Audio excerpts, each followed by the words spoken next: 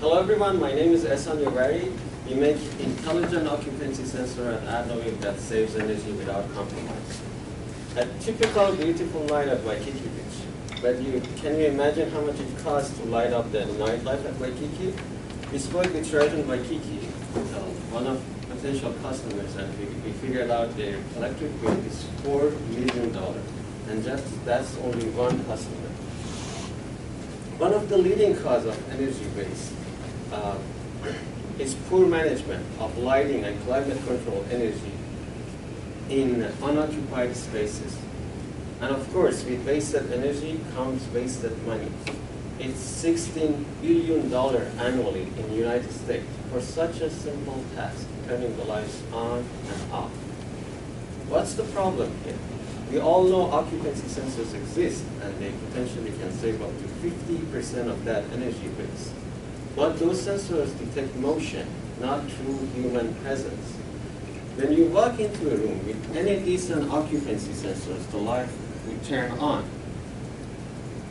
But when you're sitting still at your desk, those sensors can no longer detect you because those are only sensitive to big motions. So the lights will turn on, and you have to wave your arms or do some calisthenics to have the lights back on. And you have to do it again and again and again. What users end up doing, they don't either use the occupancy sensor or they crank up the settings to have the lights on for an extended period of time. It's fine when you are there, but when you leave the room, the lights stay on for a longer period of time, which shows painfully in your bill. With adnovia, true presence occupancy detection, we not only turn on the light when you enter the room, but we keep them on as long as you are there. Because our sensor is so accurate, it can measure, it can monitor your tiny contractions of heart. And when you leave the room, it shuts it off very quickly. And that's how we save both energy and money. We have the most advanced technology in the market, and we protected it with 3 patents. We are taking millions of dollars in research we developed over years, used by military and medical professionals, and applying it to energy-efficient commercial sector. We are targeting sensing respiration and heartbeat of humans, and with our technology, it allows us to convert those big, bulky military equipment into small devices that can retrofit existing wall switches. We are a bunch of nerdy scientists. This team has been working together for the past 5 years, and we have collectively more than 50 years of experience in this field. Occupancy sensor market is in billions and projected to be more than $4.5 billion by 2020. The explosive growth in this market is mainly driven by the need for more efficient devices. It's actually no longer a need or want, it's a mandate that governments forcing every single new construction and major retrofits have to use occupancy sensors in their design. And Hawaii is one of the leading states in that. There are other occupancy sensors in the market as well. They are covering same area, but with almost same cost. But with our true presence detection, we double the saving in half the payback period and half the payback period time. We are discussing with Johnson Control, one of the big players in the market right now. We will sell our sensor to system integrators such as Johnson Control, and they sell the complete package to an end user. So if the lighting system for this place will be $1,500, our sensor will be $100 piece in the final package. We have 10 years of research behind us. We are proud where we are. We attended Accelerate UH, which provides seed funding, expert advice. We secured NSF STTR fund, Hawaii State Matching Fund, during the past year. We were business plan competition finalists in nationwide competition.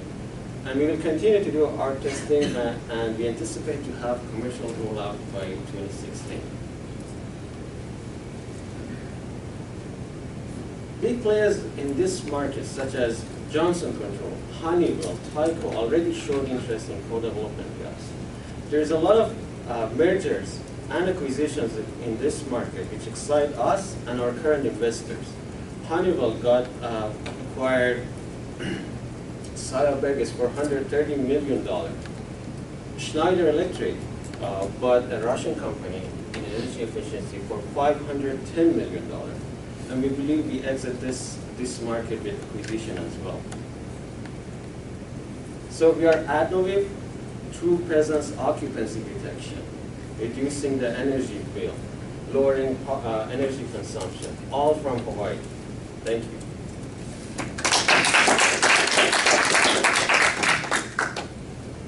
I hope you're over-enthusiastic about the technology. Maybe I need my other team members to answer the hard questions, especially Peter, I guess. I've got several questions. One, this is a great idea, and I think your revenue thing is exactly right. Where you guys are an OEM to these larger players, you don't want to try and develop your own sales channels using just a single technology like that. So I think working with Honeywell, Johnson Controls, Schneider, that's exactly the right way to go. Two things, or actually three things that would come to mind. One is you're using Doppler radar. What happens if someone is hidden, because that's a direct line of sight. You know, there has to be a direct line from your beating heart to wherever that wall thing is at. So how does it work if you've got things like this up, you know, like posters, or someone is behind a bookshelf or something like that? Is it, have you done that sort of sensitivity testing that it can still detect all that stuff? Actually, we don't have that problem. Line of sight is for passive infrared, the common occupancy sensors, but microwave can see even through the wall. So we don't have that limitation. So your Doppler radar can actually see through things to... Exactly. Secondly, Doppler radar, as you know, is an active signal. Have you had any issues with interference from other active signals?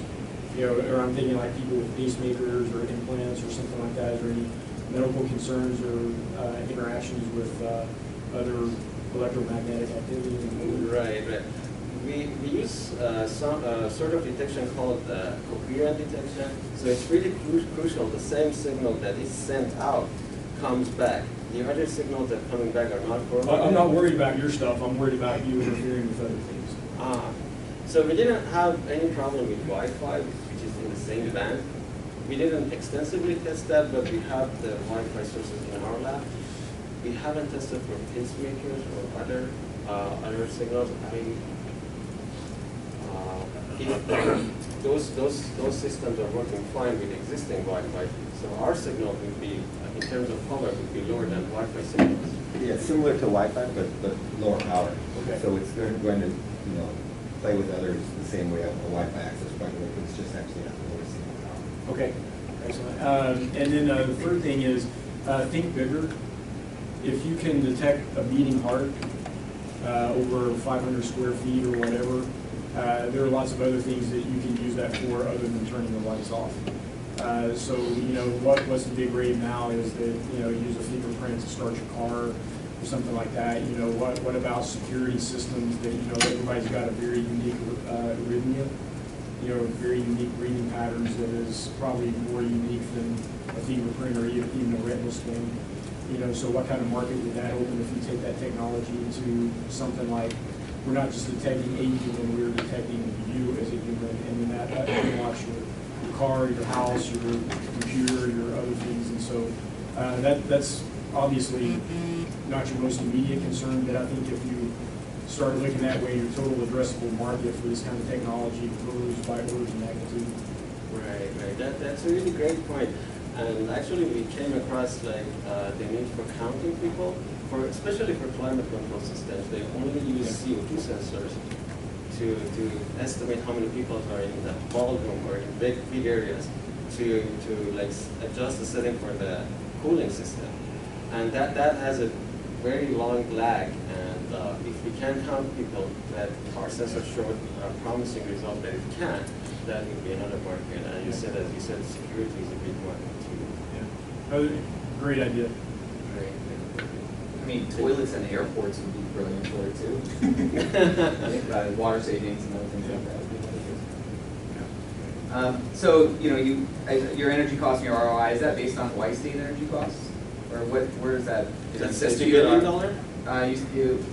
You had a graph that showed 40% energy savings gives you a 2-year ROI.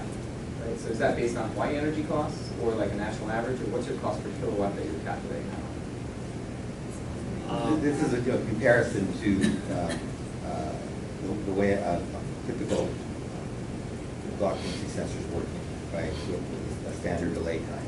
And then if we cut that delay time by X%, it'll come out to saving about half the energy. It's a very generally average thing over what occupancy sensors claim they're meeting right now, or seem to be meeting with their standard delay time. Okay, so you guys are piggybacking off the cost of what other occupancy sensors are claiming as their ROIs are not being compared to, if you're going to save, I can't remember what the figure was, but Sheridan YPP, 6 million or something like that, 4 million. 4 million. Yeah. So that's a Y-based energy cost, but what's that actual cost if that was going to be in somewhere where cost of energy is cheap, like North Carolina? I mean, is that energy savings there that's going to be enough to drive buying behavior that's going to want this product to be other places where cost of energy isn't the cost of what we have here? I think Right. that the numbers that we put in are based on the national average, the payback period, right? That's your question. And then the other part of the answer is this is actually mandated now nationwide. So it's not only in Hawaii. Hawaii is most aggressive with the 100% renewable goal by 2040, but in California it's been mandated for years, in New York and other states. So it's not only people wanting to save money. Government is actually coming down and saying you have to do this. What's being The use of occupancy sensors. Yep. So that we're just trying to show ours costs the same as the Yeah. neighbors, but it's going to pay itself back shorter. Now, how fast does it pay itself back? It costs $100 everywhere, but electricity costs something different everywhere. That's been averaged out. It's going to be different from state to payback period. But the percentage, like twice the energy savings of the conventional occupancy sensor, that's going to be pretty much the same from state to state. Study shows like occupancy sensors can save up to 50%, but usually they save only 20%. So we are after that 30% left, and that's why we can have that. So then back to the technology, if it can see through walls and go 500 feet, and somebody's working in an adjacent office, and you want the lights off in a particular office, like this space compared to the back space, and that senses human activity in both of those, how are you isolating what that is? So it depends on the design. So that's a different design. If we want to see through the wall, it's a completely different design. So our purpose is not to see through the wall. So we place it in a different layout. We use probably a different frequency and different design to cover only the room and not detecting people in other. Well, it does make a difference. If you're, on the other side of that wall and the thing's deployed for here, it's going to be very negligible what shows up. If you're here and you're standing behind that board or something, you'll show up stronger. But again, more negligible compared to here. And it's going to be a matter, there will be a setting that you pick as your threshold. And we found that it's a nice divider. Like walls provide some attenuation, so they're a good defining point. But if you really wanted to see through one, as Eston said, you do a few things and you can see through a wall pretty well. But if you don't do those few things, you see through the wall much more poorly than you see on this side of the wall. Okay, so then if these traditional motion sensor style aren't taking off and aren't being adapted and aren't as effective, why specifically will yours be able to address that market?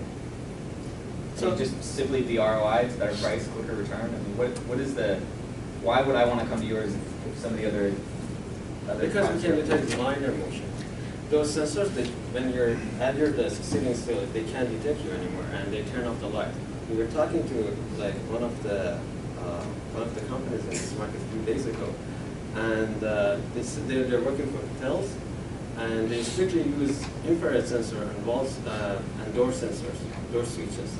So if the door switch shows somebody is inside the room, they never touch anything because it costs them a lot that they can't tolerate any inconvenience for the customer.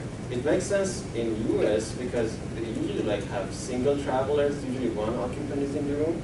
But for Far East, as he was mentioning, there are usually multiple occupants in the room. And if the door switch shows somebody is in the room or somebody left the room, maybe the other occupant is still in the room and it can't detect it and shuts off the light.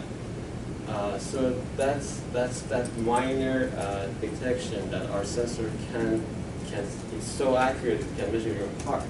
So it can say that there's somebody still there or not, and that makes a real difference in many applications. So those sensors, especially for energy efficiency market, we are after on occupancy. So it's very important to say for sure there's nobody in there.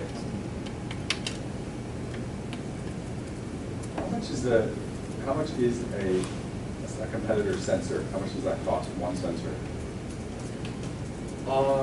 It depends, but for the sensors that we bought and tested, they are typically $100. $100 for one. And so in your slide, you priced it kind of at the market then? That's your Right. strategy. So same price, but better result? Right, exactly. Sorry, I have a question. You want us to treat this as due diligence? So as it for investors?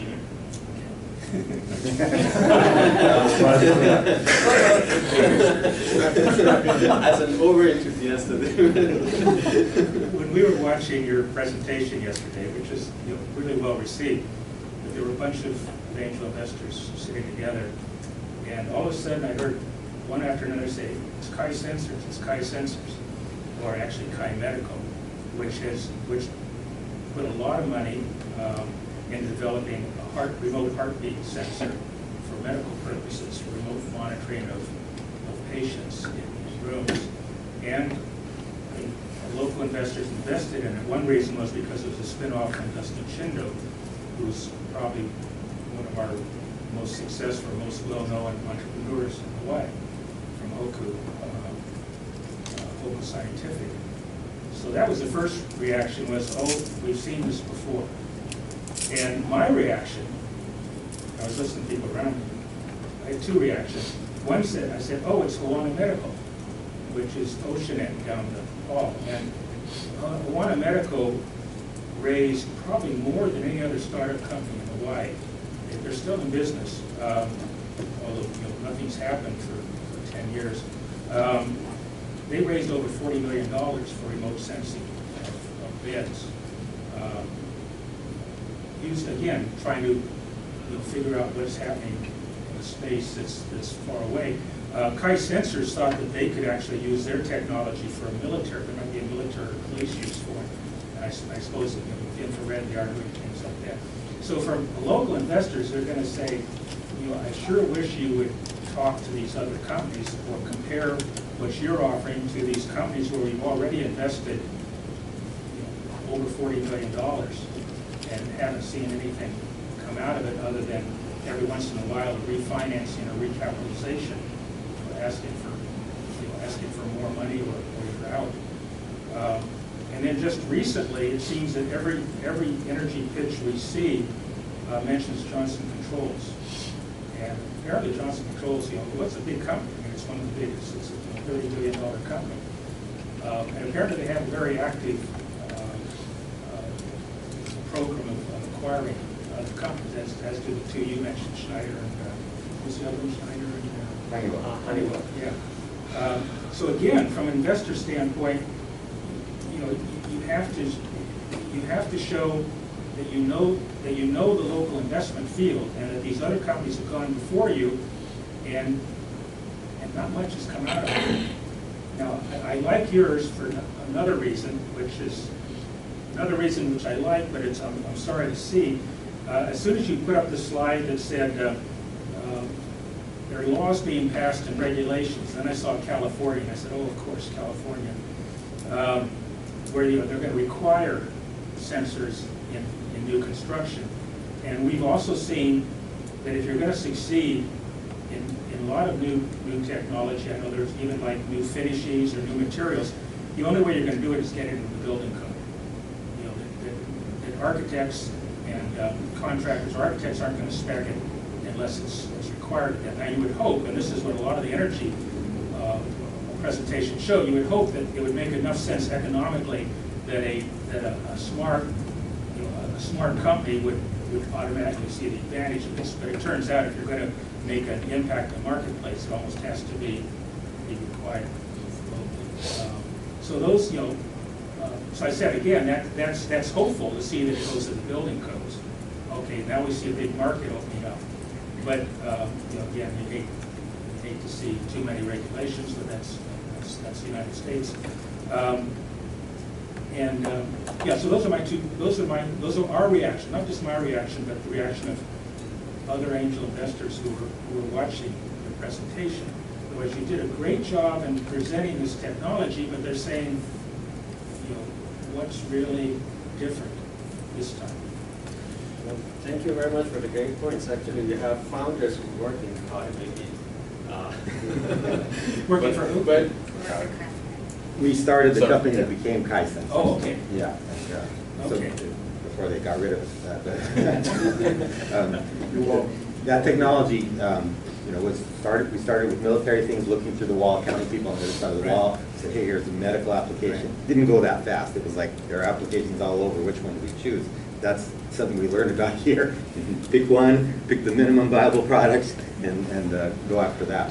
But this is using technology that's more like a Wi-Fi router and less like a laptop computer. So that's why it can compete with a wall switch, where the other one could not compete with a wall switch. So we did a lot of work so that's a differentiator we didn't point out, and probably we should. So this is a cheaper technology. Yeah, this is something that can be mass produced, and you don't have to make 1 million before they become affordable. You can make, a dozen, and they're at an affordable price to begin with, where the other one is, and you get a dozen laptops if you're just gonna make a dozen, right?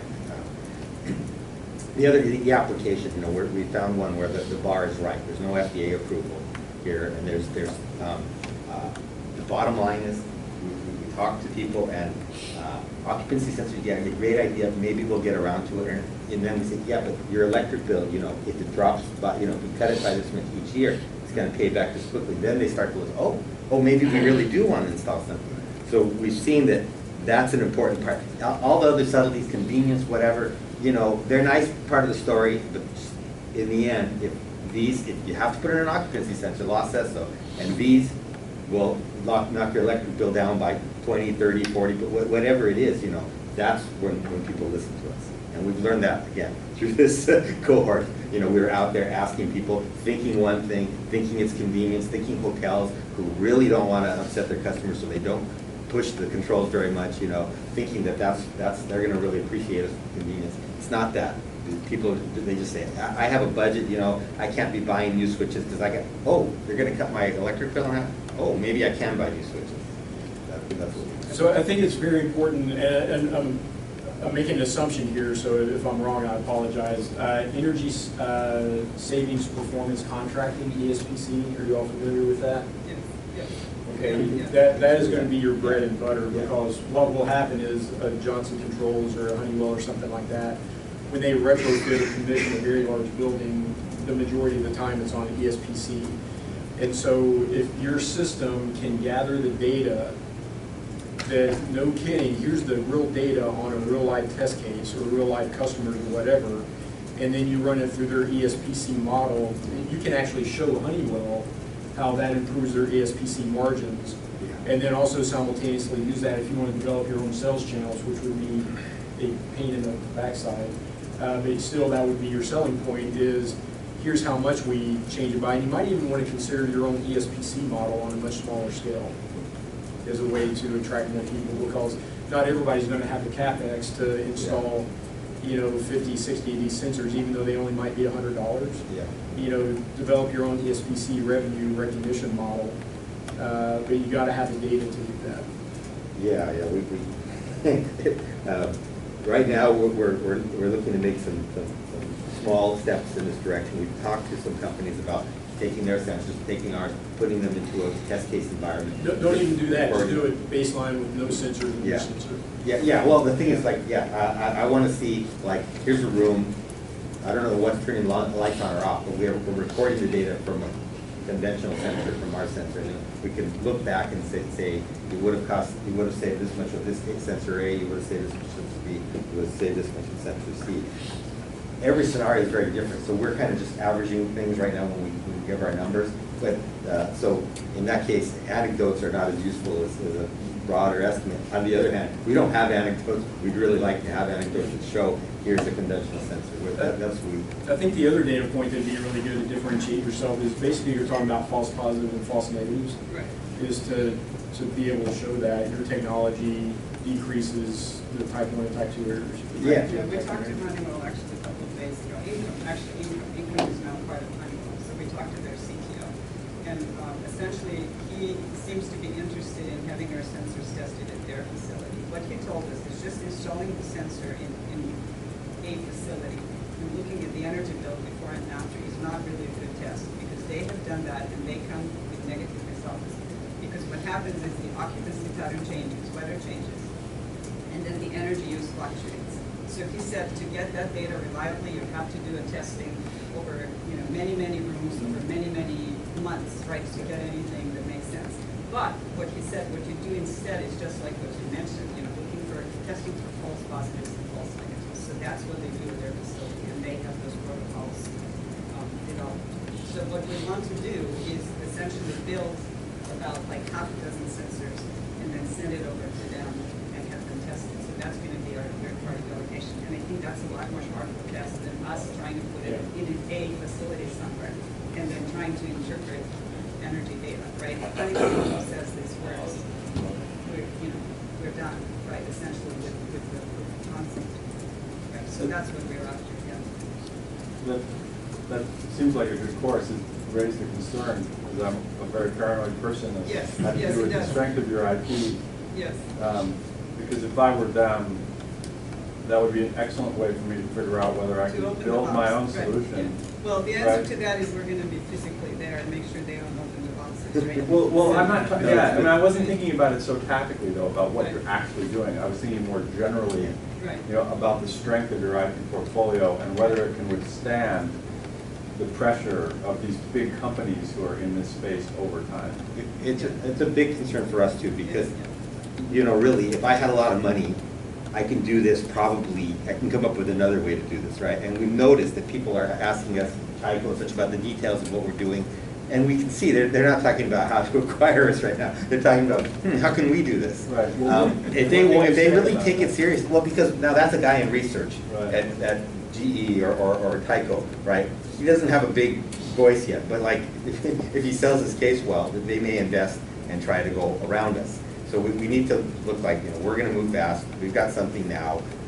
There's no real value in going around us, because it costs a lot to develop your own thing like that. And it's a possibility though. If we look like we're either moving too slow or we're not cooperative enough, and a company really wants this, they can spend the money and, I don't know, come up with something that either is marginally around our IP or completely around it, depending on how much they invest. It's a valid point. I think with most technology, that's always a threat. Is you get some smart people and you give them a lot of money, they'll come up with a way. And we're a little worried about that right now, so we're very cautious talking to. Yeah, I mean, most investors don't like businesses that are going head on against a well-entrenched incumbent, a big player. They just assume that the fat cats always get fatter, So, I think you really need to be able to tell an IP story that is about why they can't do this, why they can't take this opportunity away from you. Because the only way you're going to get, that you had some exit value on there weren't any multiples, so it wasn't really clear whether those were good deals or not. They were big dollars, but I don't, but the only way you're going to get to that is, one, if those companies are worried about their competitor getting a hold of you and taking away a piece of their market, or they're worried about you taking business away from them because you're going and doing it yourself. And so that IP story is really important. So I didn't like what you said. If somebody had enough money, they could do this. That actually is a little terrifying. Yeah, but I mean, but that's true of everything you see up there. It is, and it isn't. I mean, I think it's generally true in terms of the shelf life of IP. But in order for adnovia to be a good investment opportunity at this stage, I think, unless you're saying that the strategy is to build this technology up and sell it soon to one of these players and try to maximize the, the flip to them in the very short term, which that might be a perfectly good investment scenario. Then you have to show why you're going to be better, over a longer period of time than anyone else. So, just, if you guys have any more questions, feel free to ask, but we just need to wrap it up in a few minutes. We had some extra time. It looks like one of our teams isn't able to make it in, so we have a little extra buffer. I've got one. I was trying to think of it in my, I lease my production facility, and I was thinking about this technology in there. But the person that I lease from, the landlord, is the one obligated to keep the building up to code. But I pay the electric bill. So I'm trying to figure out how the energy savings play would come in, because the person that would have to purchase this technology to install it in my facility is not the person that's getting the benefit of the energy savings. That's me. So if you have, I would imagine a space like this where you guys aren't required to keep it up to code. That's the responsibility of the building manager and things like that. So it seems like there's some uphill battle there that deals with, the sales pitch that it saves Wouldn't more you energy. install it anyway? You've already made a lot of similar energy-saving investments in your warehouse or in your brewery. Would I install Yeah, it wouldn't anyway? could you? I mean, it's not a big item. It makes sense for you to do it, wouldn't it? As a tenant? Not as a small business, the cost of savings I would have, I could invest the same amount into other technologies and have better cost of savings. But in large buildings like this, I would see how that would play in better, because I don't have as much unoccupied space as a small building. But how much money are you talking about for one $100? installation? Yeah. It's a good point, because I could give you a worst scenario that we got in one of our interviews. That okay, I'm in a building, and the building owner takes the electric bill and he divides it up equally amongst the tenants. So there's no incentive for any one tenant to do better. So we see that as a formidable problem, and that's another reason why we want to go with an integrator, because they're solving these problems by selling packages where you don't even have to trust them. They're like, we're going to pay ourselves back with your energy savings and things like, they're doing pretty complex packages like their customers. And that's a whole kind of other business, a financial business. We're just learning about the technology business. That's beyond us, right? So we really want to team with someone who's already addressing that real problem about who's paying for it, who's using it, and how much do they overlap. And it is complicated. Yeah, but if you don't get that partnership, then does the business die? Well, it's not that they don't get the, we don't want to be the ones selling directly to the end customer. We want to be part of a system that's already viable, like John's Controls and selling a whole lighting system. We're the switch, right? Just selling our device, yeah, I think we can get a lot of them out there, but we're going to run into these problems with people say, well, maybe the next time I change switches or whatever, whenever that comes up. But when people say, hey, I have a big energy bill, I want to hire this company to make it smaller, I just pay you guys and you guys do all the settings and such like that, they're going to someone like Johnson Controls for that. And the people we interview, more and more are doing that. Building managers who used to be savvy, buying piecemeal, making it work. Those building managers, they've retired, and the next generation of them are, who do I outsource this to? So again, I think it is important that we do team up with, not even necessarily team up and sell to people who are solving that problem rather than trying to sell to the end user. Is this simple enough if somebody just picked it up off the shelf at Home Depot or Hawaiian Hardware, they could install it themselves? I think so. I think we can package it that way. That you plug it in. Probably the best way to offer it that way is you install it. It has some default settings, but with a smartphone or something, you can change them. So a lot of users who are going to do that, they may want to customize it, make it more or less sensitive.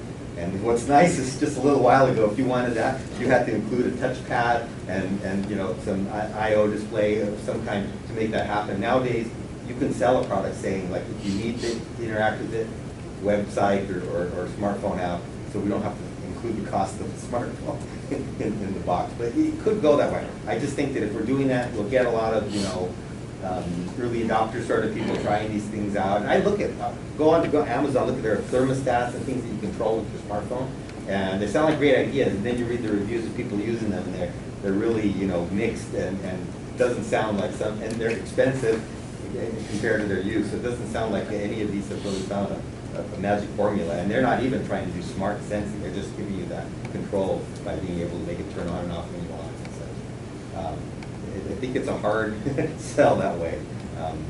But, you know, that was one of the options we looked at. So we were talking to one of the customers about this one. He was an installer, and like he was saying, like, can you install it like your common occupancy sensor for yourself? And he said, like, we won't recommend that because if anything touches